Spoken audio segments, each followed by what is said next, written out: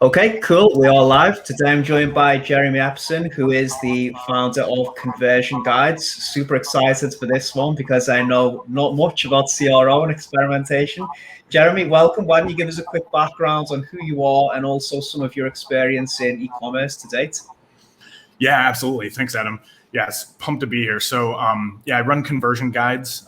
It's a consulting firm that helps startups focus on conversion rate optimization, customer journey mapping, customer and market research. And we also do these CRO maturity assessments where we actually assess CRO programs and help launch them or fix them. And that's where a lot of these insights actually come from. So I've been doing CRO for 13 years, which sounds crazy at this point.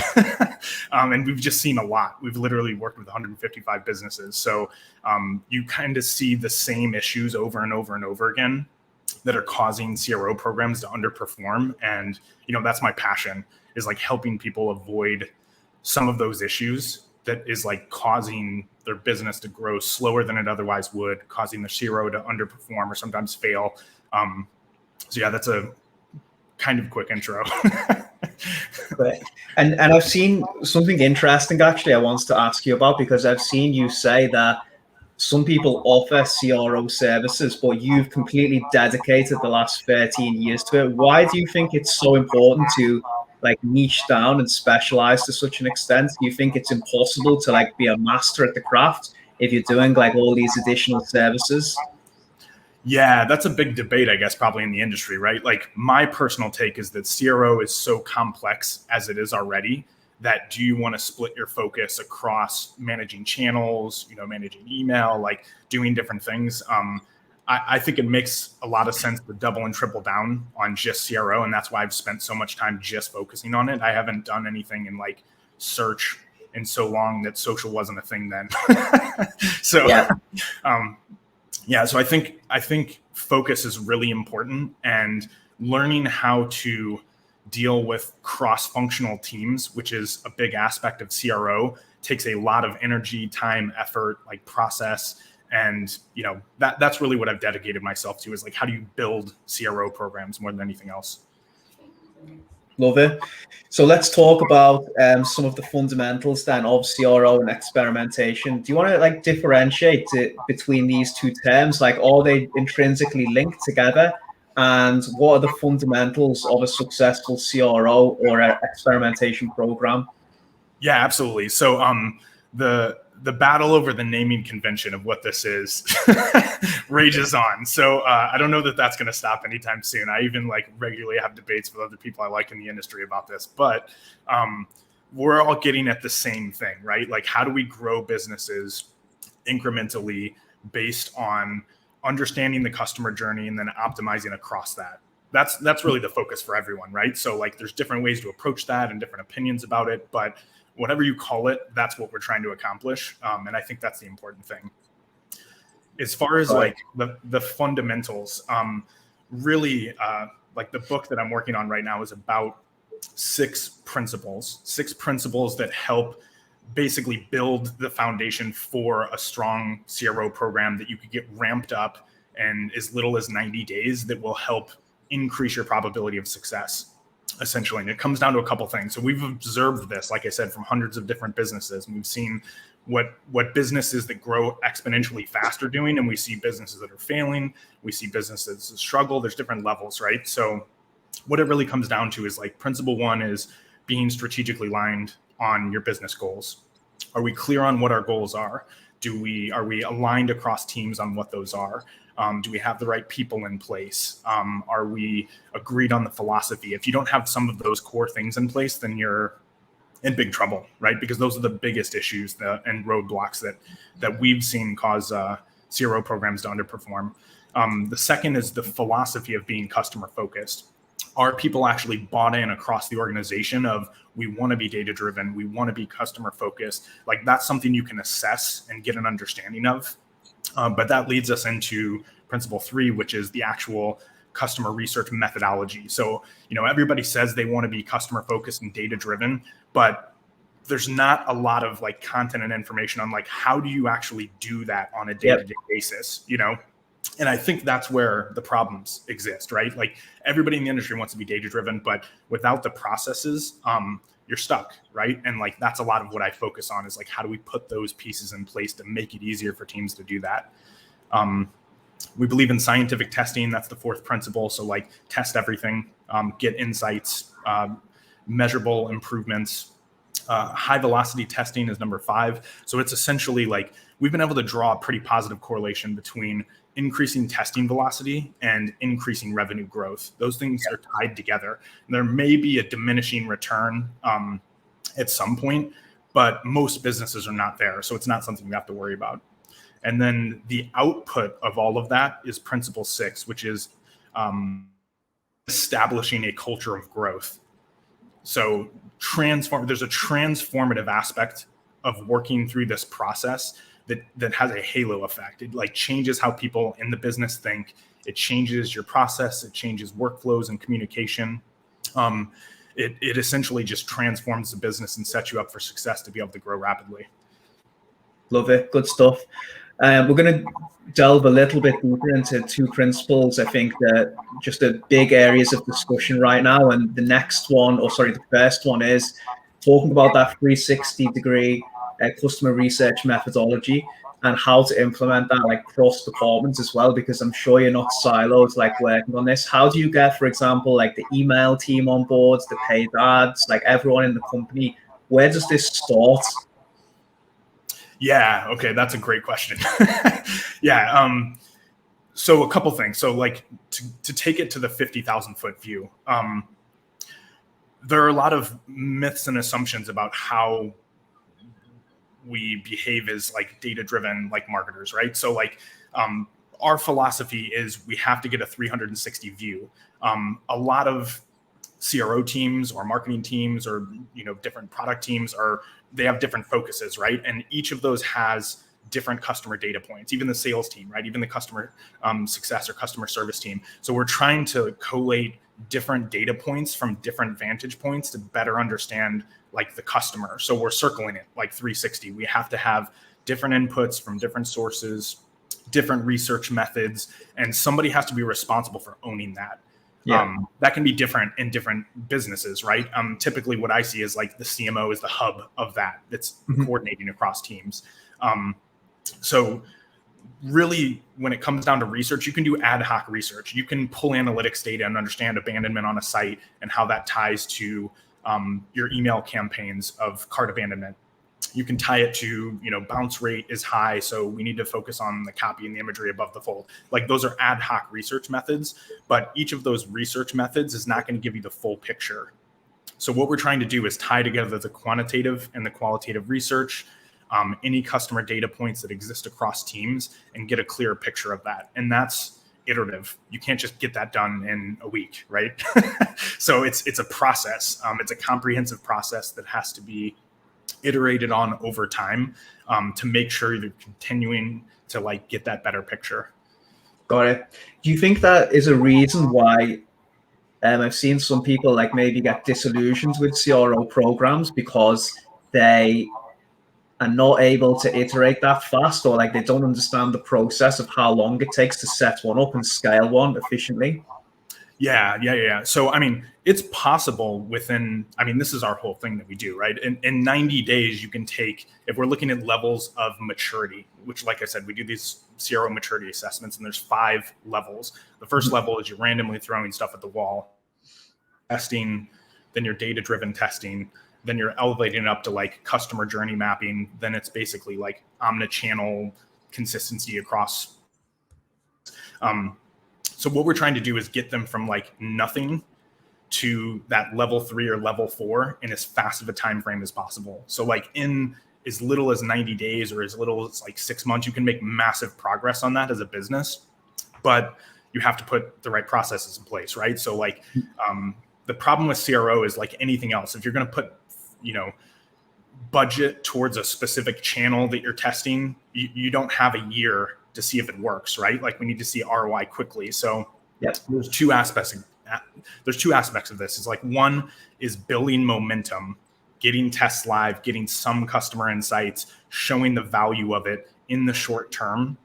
And simultaneously, there's the long-term aspects, which are we building the foundation? Are we putting the right people in place? Are we focusing on improving the processes? So both of those things have to happen at the same time, but it has to be built to fit the needs of that particular team. Some teams can move faster. Some teams are larger. Some teams have like more skills, you know? So each program is fully customized based on like the inputs and outputs of like what a team can manage. Got it.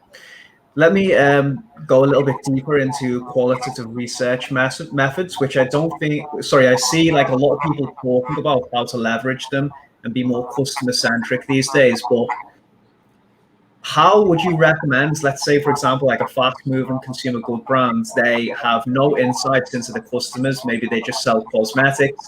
Like, where do you start with qualitative research that is meaningful and allows you to actually iterate and create tests on that? If you've collected nothing about your customers, what would be a good starting point? Yeah, that's a good question. And this is one of the biggest roadblocks is we have, as marketers, we have a massive amount of quantitative data from channels, on GA, et cetera. So most marketers are like really awesome at the quantitative part, but they're totally missing the qualitative part. So like my approach is, how do we simplify this enough to the point where we can make progress on it? Okay. So like our customer journey map is not 58 different points, and we don't use fancy software, and we're not spending tons of money. It's like, what is the, most affordable, easiest thing to take action on where we can get insights that can be tested. So like the touch points, we look at touch points of like, there's 4 touch points. There's the landing page experience, there's the on-site experience, there's the conversion experience, and then there's the customer experience. So we can pull insights from each of those buckets. If you only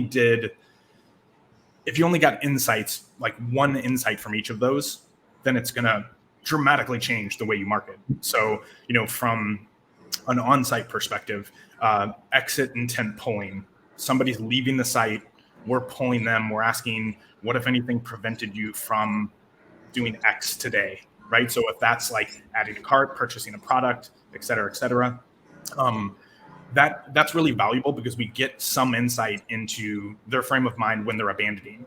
Now we have to take those insights with a grain of salt, right? They're like, they're people that are like articulating what they think are the problems, right? But at least we have some kind of insights, right? So it doesn't have to be perfect, but we're moving towards getting those insights. Yeah.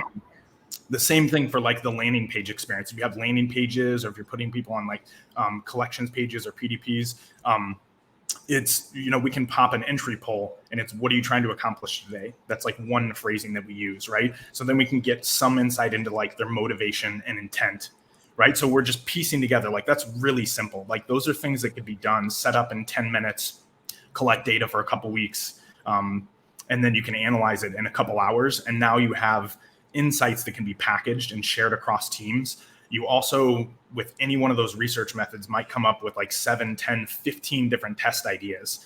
So that's a part of this too, is like research is a half of CRO and testing is the other half. Most people don't see it like that. They think it's all about the testing. And whatever insights we can get to build our backlog of tests, and to help us with like prioritizing, help us get tests moving forward. Like that's really what needs to be done. Like the results you're going to get are only as good as you using the tools. So that's why simplify. Yeah. So you mentioned the X to 10 polls. So is there any other places that you would I don't want to use the term quick wins, but let's say you go into like an e-commerce business for the first time, like the X to 10 polls, where else would you start to strategically collect this data? Yeah, I mean, it's existing customers is also a great thing. If somebody's already purchased from you, they're much more likely to be open to giving customer feedback, right? So that can be a source of it as well. I mean, it doesn't just have to be polling and surveying, though. We do chat transcript analysis where we're seeing what are the recurring issues that are basically preventing people from moving forward. So like it's not 50 things. It's like a handful of things. So if you get the same questions, the same product question, the same objections, like you're going to see the patterns if you dig into that. And then you can pull that out and go, okay, how do we answer this objection on site? So they don't have to use chat, so they don't get stuck, so they don't abandon, right? So again, we're piecing that together. So like review mining, what are the positive and negative attributes around the product or, the business or the experience? So you can rip through, 100 reviews and be like, okay, what is it that's bothering people and what is people like? And now we have two different approaches to testing copy, right? So again, it's just about getting those insights in whatever way the team has the ability to do, essentially, and then making it, not overcomplicating it. Yeah, so it seems like speed is obviously a very important factor, and I suppose that builds momentum with the program as well and keeps people on board, right? Yeah. Speed is everything. Speed of execution is, if we're going to talk about the main thing that kills CRO programs, it's being able to get stuff done. Yeah, that's what it really comes down to. And it's complex. So the simpler and the more streamlined you can make it, the easier it is for people to execute, and then your results are going to dramatically improve. I like what you said as well about when you can speak to the existing customers, it doesn't have to all be focused around the incoming on-site traffic. Like you can, and this applies to like what we do as well. We can email customers and ask them to complete a survey. And I don't know why more agencies don't do this when they take over a brand. You should definitely be finding out about those customers' pain points and why they bought the product and what their experience was like in order to market to them more effectively. Just to touch on that as well, you talked about the X intent polls. Is there any preference towards closed or open-ended questions? I know both are probably like valuable, but go on. Sorry, that's a great question. So we are only using open-ended question formats because what matters to how users or customers are articulating like their specific issue or the thing that got them back or whatever it is. So we're doing that on purpose because we want the samples, like the voice of customer samples are the thing that are really, really valuable. It gives you context. Like if we artificially give somebody 4 options, they're going to pick one. And that's dangerous from a research perspective because now we have insights that we believe are true, that we're acting on, that we're building strategy on, and it's flawed data, right? So like to the best of our ability, we stick to how do we get insights that are, valuable and realistic of like what's really happening. So that's a really important point. Also, like one of my favorite, copy hacks is we literally will pull copy directly from those voice of customer samples. So whether that's like, here's our question, applying that to an FAQ section. Here's what I love most about the product. That's now copy in the product description. So there's different ways you can like tie those parts together that are pretty powerful because the way a customer speaks is different than the way a marketer speaks. And like, you connect with people a lot just by like tapping into that. Yeah, absolutely. And do you think it's an issue as well? Like you said, if you do present someone with a list of options that they're just going to pick one, even though it's not applicable to them. Do you see it frequently with the closed-ended questions that the customer just maybe not use the term lie, but they just pick for the sake of it and it's not accurate data? Yeah, that's what we want to avoid. So, I mean, there's things that you can do as well, right? Like if like NPS score is obviously not an open question format, but it's super valuable, right? Like especially for e-com businesses, and getting that touch point pre and post purchase is like really, really valuable. So there's different research methods. Like we're tying the research method to the business problem that we have. What are we trying to solve for as a business problem? Like what are the conversion roadblocks? That's a part of it. It's also just what teams want to learn about customers. Because every team is going to, when you work across so many different businesses, you're like, this team wants to know X, Y, and Z. This team wants to know A, B, and C. That just happens to be their preference for what they think is more interesting and like actionable, right? So there's always, whatever the business problem is, whatever the, customer information we want to get at, there's some way to get at that. There's some research method out of dozens and dozens and dozens of them that'll like help get the team the answer that they want. Got it. Makes perfect sense. Interesting because I must admit we've used a lot of closed-ended questions because, especially from like an email point of view, it's just easier to segment and then use them. But I have noticed, as you said, the quality of the responses are like there's nowhere near the same as the open-ended questions. Yeah. So I mean, if we're tying this to email, we've done a lot of interesting testing with like capturing data on site so we can, personalize campaigns. So I think that's like a different use case though. That's like less a research method and more like a line of testing. So like, customer personas or product type, or like, there's a million different ways you could like segment, like to personalize email campaigns. So you have to go through some iterations to find out, what works, and like tie the data together between the on-site experience and the email. And those things work really well. Yeah. Going to drive way better results. Yeah. First comment just came through. Thank you very much for that one, Brian. Okay, so yeah, we've talked about obviously some of the fundamentals, what makes a successful CRO program. And I'm guessing what makes some successful will also be the reason some fail. So why do some programs fail, and how can we avoid this? Yeah, so let's define what program failure is. Program failure is you launch CRO as a new, typically for like most e-com businesses, it's going to be like, this is a new thing we're doing. We don't have an established, dedicated multiple person team, right? So like we're talking about failure from the perspective of we're launching something from scratch. We're trying to get that ROI positive as quickly as we can. The failure is CRO doesn't work, or CRO doesn't work for us, like our business or our team, and then they stop investing resources in it. So that's the biggest thing that I see is like, we tried it, it didn't work.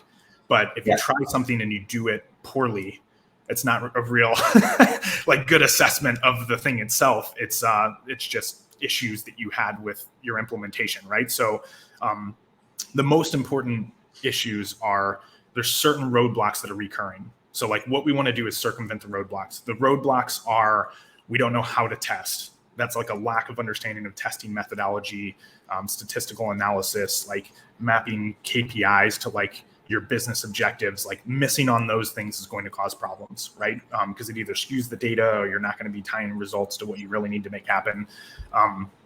A second thing is not knowing what to test. This is the biggest one. So the default for teams when they don't know what to test is to brainstorm things in a meeting. It's to copy competitors. It's to copy industry leaders. It's to go and find, here's the 17 things you should be testing on your site right now. That's a blog post. There's only certain things they default to. And the problem with those are, it's twofold. One is there are no universal winning tests. There's no universal truth. There's no things that are best practices that work for every single site. It just doesn't exist. We've run thousands and thousands of experiments. We've tested the exact same things across 17 different e-com businesses, and the results are all over the map.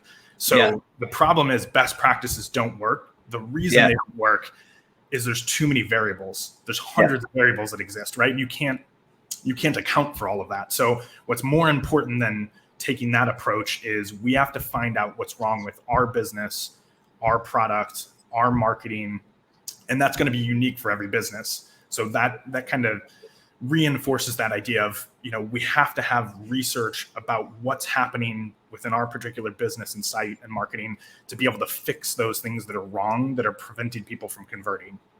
Like that's the approach. So that's one of the biggest things. A third bucket, there's there's literally dozens of these, but I'm trying to lay out some of the biggest ones. So when it comes to testing, like the not knowing what to test part, if you have a huge backlog of tests, if we have 100 options to choose from, that lends itself to testing velocity. It also like eliminates some of the confusion. It helps you always have options. Let's say we get stuck on test 1 and we're like, okay, there's a technical issue and this is going to take an extra week. We can swap in test 2 because we have more options, right? Like we can be agile. We can continue to push tests forward. We can keep the testing velocity up.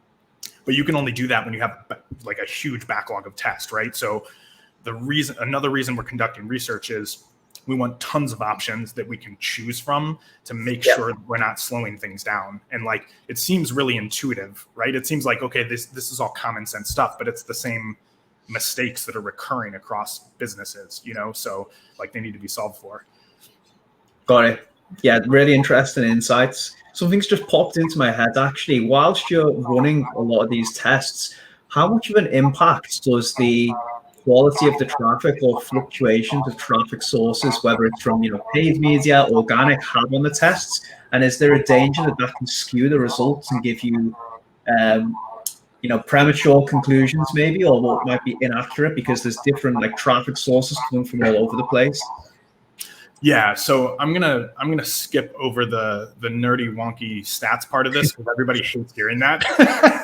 I've tried that at conferences with marketers and stuff like that. They hate it, like their eyes roll in the back of their head. So let's just stick with the strategy part of this. So the strategy part is, what is the overarching strategy of what we're trying to accomplish with CRO? If you don't have a sophisticated CRO program, you're likely optimizing globally.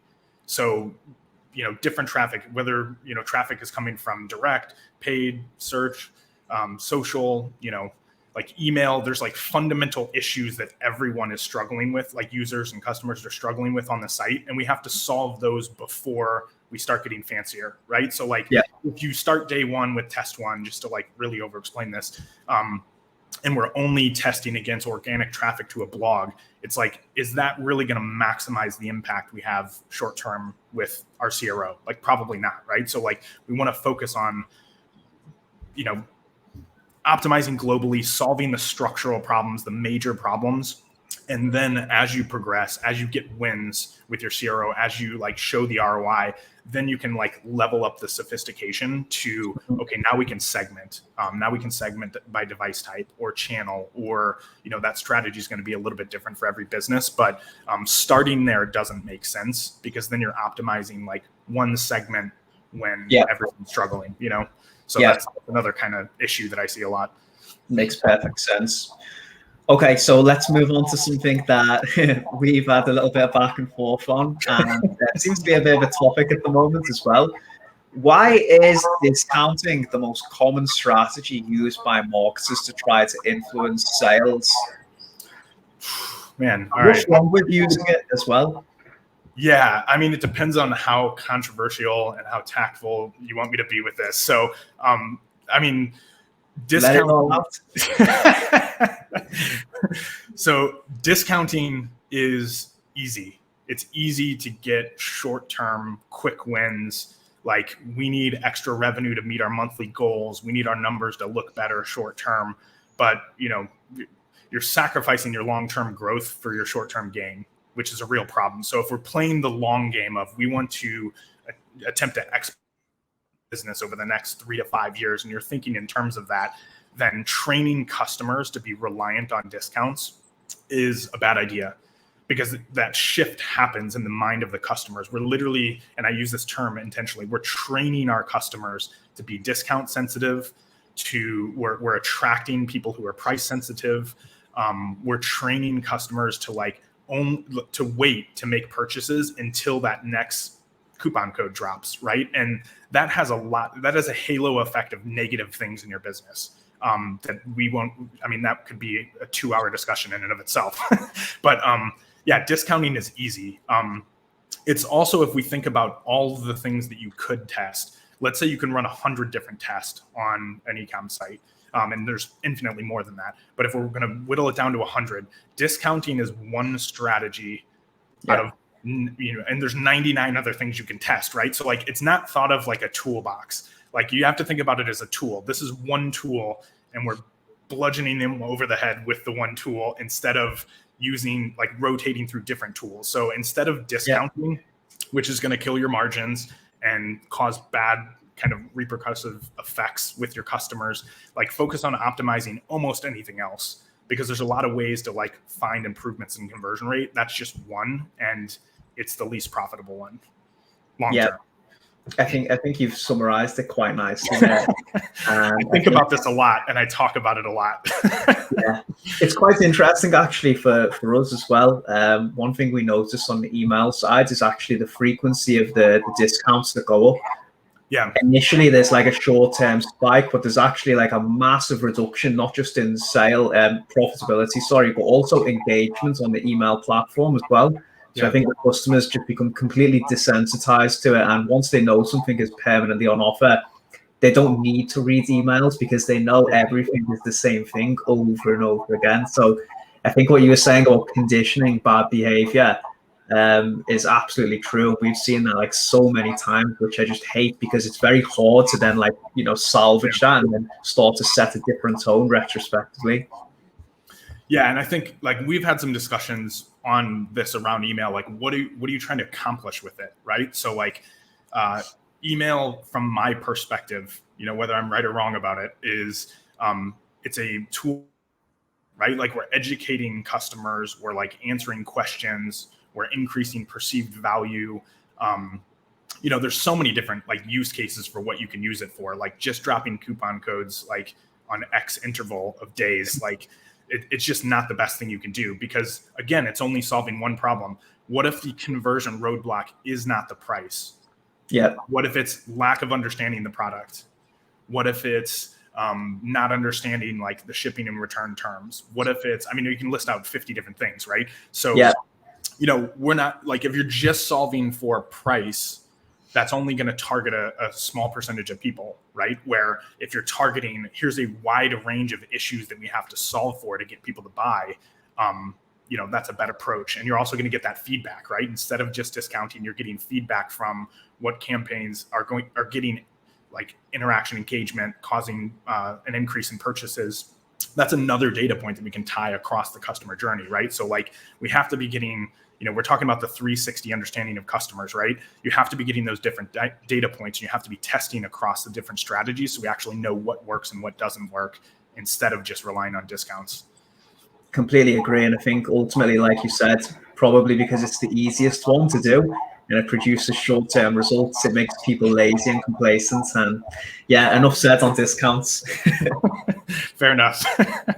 Cool. Jeremy, I know you're short on time, so I'm going to let you shoot off now. But how can people contact you if they want to find out more and learn about your work? Yeah, they should just like, they can like follow or connect on LinkedIn. Like I post every single day about all of these things. These are all like posts that I'm pushing out. I also answer questions and, people ping me with questions all the time, which is how do I get into CRO, or we have this specific business problem, or, different things. And I really am passionate about helping people in the industry. So like, that's something I allocate time to for sure. So. Love it. Great stuff. Yeah, definitely give Jeremy a follow. I'm going to tag you in this. So if anyone has any further questions, feel free to drop them in the comments. And yeah, we'll speak soon. Thank you very much for your time. Awesome. Thanks, Adam. Appreciate it.